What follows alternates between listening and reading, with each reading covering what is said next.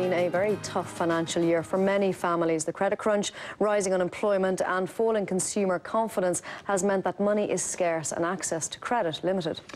Personal finance expert John McCormack says more and more people are in trouble with their mortgage repayments, and as a result their credit ratings are inevitably damaged. And he's here with us now. Good morning, John. Morning, John. It is an issue, and we've been told, and we hear that it's going to become a critical issue in the first couple of months of next year. That people are essentially, I suppose, putting off the inevitable, getting through the Christmas, and then they'll deal with sort of the really bad news in the new year.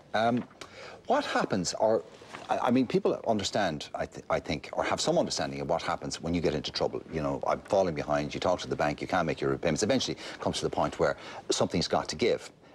How do the banks and the financial institutions approach it? Okay, well, what's their attitude? This is, the circumstances at the moment are unique in some respect, that I think we've never seen so many people in bother, and so many people on the edge of it as such. And so there's a lot of people that don't actually realise that trouble is 1 month away, you know. The credit lines are short, so the last year you could actually turn around, go to the bank, get a loan and get yourself out of trouble, or, you know, be able to deal with the situation. The banks are actually the people that are in that situation, or people that are looking at it. The banks are their best friend. The banks are so fair. I never thought I'd hear somebody say that. Yeah, well, it is the case. Like, the last thing, people have got to understand, the last thing a bank wants to do is take back their house. They have no intention of doing that at all. If you're willing, like, if you take every genuine case in this, they want to sit down, they want to talk it out, they want to see how they can get them back on track, you know. But the key thing is, there's so many people that are already in the situation. And, you know, if one good point comes out is that you can stop it now and try and start to get out of that situation.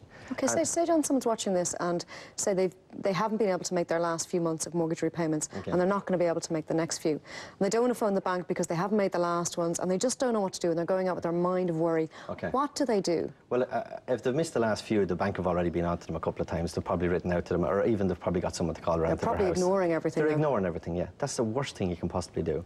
If you, for some reason, have overspent this Christmas now, and you know in January you're not going to meet your mortgage repayment, you pick up the phone and you say, I'm not going to be able to make the payment.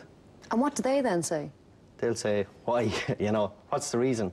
You know, they want to look at the circumstance and situation. They don't have something that they can turn around and say, well, we have this rule for that. They will look at every case, and every case comes down to a budget. Like, my biggest thing is to say to people, your household budget is like to be run like a business from here on in. During the good times, it was like a game of snakes and ladders. We were all on the ladders. The higher people got up, the better, you know, that kind of way. Now everyone's on a snake, and they don't know how far they can go down. But the object is to stop it, get off the snake, and start looking for the ladders again to go back up. So, but will the banks go out of their way to help people in these very difficult times? Oh yeah, the banks will go out. They will send someone out to the house. They will sit down. They will complete a fact find. They will look at the circumstances. They will ask the person in advance to do out a budget.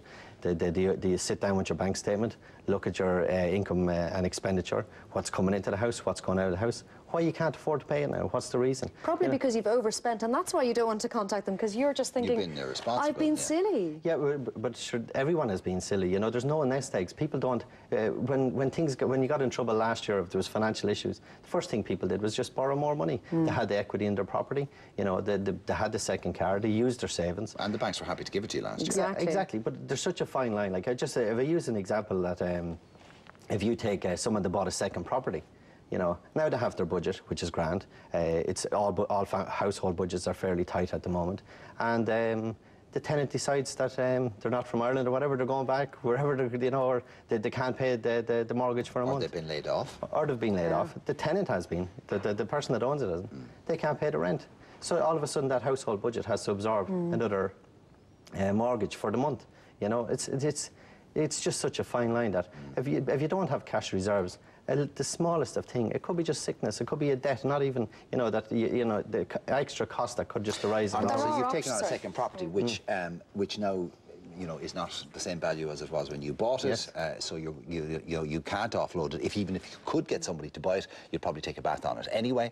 So you're stuck. I think you made the point very firmly before we started this that the banks will not, because we were hearing stories about them getting much more aggressive about repossessions. You feel they will not do that? The banks, genuine cases, the banks just want to help people get back on track. Well, no, I mean, call me cynical, John, and I'll have to say this, because the banks don't want to be stuck with property because it's too messy for them, but they don't want property that's a negative equity. They'd rather you had it and you were working off something on it. Yeah, they don't want it, and it's not good for the books either. But like the properties they'll take back, or majority of my cases, people give back their houses. They had enough. You know, job losses, everyone thinks it's down to job loss and stuff like that.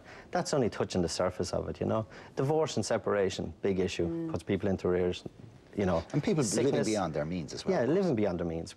You know, it has been the factor for the last few years that, you know, the extra cars and stuff like that. The thing to bear in mind is, and I wasn't aware of this until I saw the figures this morning, is that there's an 8-week waiting list now to get into MABs. Yeah.